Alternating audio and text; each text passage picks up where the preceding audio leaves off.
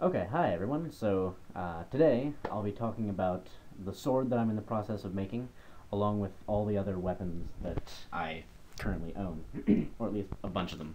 A bunch of them are still over in that corner. Like, most of them are just sticks and various things, a couple wooden weapons. But, Also, there's a fish. oh yeah, don't forget the fish and the helmeted bear. Yeah, he's important. Okay, anyway. The first things I'll be talking about are the ranged weapons I kind of have, which are, well, not really a weapon, but I have this airsoft sniper rifle, which I like a great deal. It's I think online it's known as a BAR something or other. I think it costs somewhere around $80. It's a simple bolt action. It's in the safe position right now, but the magazine's right here. Can hold like 30 BBs, but it's a lot of fun to. That I did not expect to happen. It didn't have the Picatinny rail when you got it, did it? It did actually have this rail at first. Oh, say hi to my brother. He's filming right now. Yep, that's my brother. It had this rail at first, but it wasn't a very good rail because the screws were in bad places, so my brother actually, like, JB welded it on or something. Some kind of epoxy, something or other. Not me, different brother. Yeah, big brother, who's also kind of a gunsmith person. This is my bow, which you might have seen if you've watched some of my earlier videos. I've had it for a long time. It's actually yellow, but this is just a coat of black spray paint that someone put over it. It's really weak. It's not very strong at all. So, there's that. And then, this also isn't much of a weapon anymore, but I picked this up a couple years ago at a army surplus store. It's the front barrel portion, damaged obviously, of an M203 grenade launcher. And it came with the grenade casing, but I have that elsewhere right now, so I just figured, hey, it was $15, so you don't see these every day. Okay, now onto the sword. And that is this. This is how much I've gotten done so far. I've gotten the wood hilt cut out, I've gotten the metal cut out. The blade at the edge, as you can see, is not sharpened yet. And I'm waiting until summer because, well, I can't finish this until I get home. And I'm home right now for the weekend, but that's just for the weekend. It's got an actual pommel on it, so it's kind of weighted, and it balances somewhere around here on the blade, so it's got a decent balance. Over the summer, I'm going to try and see if I can make a furnace or a kiln or some kind of forge so that I can heat this up really hot and then quench it so that I can harden it, so it might actually not bend and be a piece of garbage. But yes, I have a lot of work left to do on this. Oh, and I'm also wearing this, which, if you've seen my earlier videos, I haven't worn in a while. Mostly because it's kind of difficult to get on comfortably, and yeah. Alright, so first thing is this, which isn't actually a weapon, it's just a pipe that I usually keep this armor hanging on. Next is this, which is an elven-ish blade. Like, it was inspired by elven blades from Lord of the Rings. This is one of my older knives. It's got a pine hilt that I cut down the center. It's all one piece of wood. It's got a full tang down to like here, I think. Down to around here-ish. So the steel goes all the way through. And it's very sturdy. I've drilled a bunch of holes through and then kind of sewn the blade onto the hilt. Well, sewn the hilt onto the blade with 18 gauge galvanized steel wire, which actually holds it much more firmly than you'd expect. And then I wrapped the hilt with naugahyde strips and nailed them in so they wouldn't move anywhere. And it's proven very sturdy over the years. I sharpened the edge just as much as I could, really. It's not particularly sharp, but that's just this steel and my processes. And then recently I sanded the entire blade down and put a clear coat over it so that it wouldn't rust, and that's been holding up pretty well so far. The next one is this, which is Mjolnir, kind of, or it's at least inspired by Mjolnir. I actually made a video about this a while back, about making it and testing it, so if you want to know a bit more about this in depth, then you can watch that video. This head is made of half-inch oak plywood that's stacked up in about 8 layers and then covered in steel, and there's just a bunch of screws in it. Most of them are actually for decoration. Some of them, like a bunch of them, are actually practical, but a bunch of them are for decoration. I don't know for sure, but I think that it's coming apart. I think that the bolt that held the oak handle into here is actually come loose. I think the wood inside has been damaged to the extent that it's wiggling free the bolt, which is, this space is visible because at first the Naugahyde went all the way up, and I haven't noticed any shifting in the Naugahyde itself, so I've given this thing a lot of bashing. But that was my bad, actually. Was it? Yeah. Really? You broke it? Yeah. Oh. You were there. You've known about this. Don't get angry at me now. Alright. This is the first hammer that I ever made. It's a much bigger hammer, obviously. And these are basically just 2x4s, which I had lying around, and these are 2 1/4-inch wooden pins that I stuck through. It's been pretty durable so far. It's taken even more bashing than that thing without giving in. These are just some galvanized steel plates. It's the same stuff as this, just screwed it into the faces to make it a bit more durable. And you notice the big ass gap there?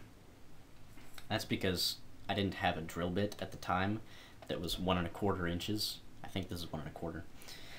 This dowel is 1 1/4 inches wide, and the only drill bit that I had was a little bit bigger than that, so I had to tilt it in there, and I just dumped tons of wood glue inside and pinned it in to make sure it stayed. And it's done pretty well. Alright, here is my first steel sword. The hilt used to be covered with Naugahyde as well, but that came off. This is just pieces of cardboard and some duct tape, which actually is pretty comfortable. This, as you can see, is fairly rusty, because I never put the clear coat on it. But the sheath is in much better condition. This has held up a lot better than any of the aluminum swords I ever made, because obviously it's steel rather than aluminum, so it's a lot tougher. But yeah, this was the first steel sword. This is just a big old pipe. I have no idea where this came from, but it's been really, really strong. And these holes are here because I drilled them in because I was trying to make a hammer out of this, but that never worked out because the head of the hammer was always vastly weaker than the rod itself, so anytime I use it to bash anything, the rod would be fine, but the head would just smash. Wasn't that just a bunch of 2x4s that you roped onto it? Sort of. Some of the heads were. Then, a lot of you have been asking about the drawing I have on my wall back in Savannah, and that's a picture of a sword that I drew, inspired by a Daedric sword from Oblivion, and I just drew that a couple of years ago with no real intention to, or expectation to ever be able to make it. But I did make a wooden one, and that's this. I basically cut it out and just painted it all black, and it's taken a bit of wear and tear over the years, as you can see. Yeah. But I made a back sheath for it, which is very customized for it, because normally, like you see in movies all the time, people have giant swords on their backs and they just whip them out, but those don't, or at least can't, have full-length sheaths, because you need to draw the sword the full length of the blade out of the sheath before it can come out. This blade is like 3.5 feet long, which means I would have to pull it 3.5 feet up, which isn't physically possible. So I made it so that it had an opening at about 18 inches, which means I only have to pull it 18 inches up and then swing it out to the side. Which, if I were not wearing this armor, I would demonstrate for you. But I can still put it on. Well, actually, kind of put it on. Let's see if I can actually draw this. Kind of. Yeah. Putting it back into the sheath is a bit trickier, because you can't very well see what you're doing. Yeah. Also, if one were to make a real sword this size, it would be really heavy. Like 20, 30 pounds, which is ridiculous. Then I have another wooden sword that I made years ago, which is also inspired by Elvish designs. It's just a piece of like 3/4 inch thick pine. It's also taken a lot of damage over the years. And I covered it with ducting foil tape, which gave it a shiny look that made it look kind of like metal. Then I have my trusty rawhide mallet, which is a jewelry tool. It's not actually a weapon. Then I have this, which I got from my dad. This is... I really don't know much about this, except that it's a sword. And over the years I've been trying to clean some of the rust off with varying degrees of success, using anything from sandpaper to special chemicals. I'll get there eventually, though. Dad had that because he did a lot of stuff at Ren fairs. Yeah. Then this, which... Okay. So, then there's this. The story is, I was at a Ren fair, actually the first one I've been to in years, and this was a katana. It was originally this much longer, so it was like that long, and it was 20 bucks. It was a piece of garbage. And the tang in here was just absolute shit. So I cut that off. It was just like a little small rod that went through this, which is the original hilt actually. And so I just stuck the hilt onto the blade and glued it on and wrapped it up. So that's vastly more durable than it was before, even though the blade is still kind of garbage. Then I have my trusty crowbar, which I actually have two of these, but the other one, which is a smaller miniature crowbar, it's maybe about that long, and it's gray. And it's in the car right now because it's good to have a crowbar in your survival kit. But this is my trusty crowbar. There's not much to say. I love my crowbar. And then there's this, which is very old. This is something I made when I first saw Iron Man 1, I think. Because I was just like, oh, that's awesome. And so basically it just, oh, fud. I never made it to interact with any other armor that I made. Because you hadn't really made any other armor at the time. Other armor, really. But basically, this is Velcro, so it straps over, and it still kind of fits, as long as I'm not wearing other armor. And it's got a decent range of motion, actually, and it's fairly protective. I mean, let me see.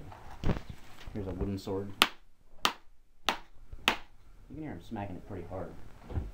I mean, I still felt that. It kind of stung, but it wasn't bad. And then this, which I stuck on the side, is one of the very first knives that I ever made. It's made of the same steel that this is made of.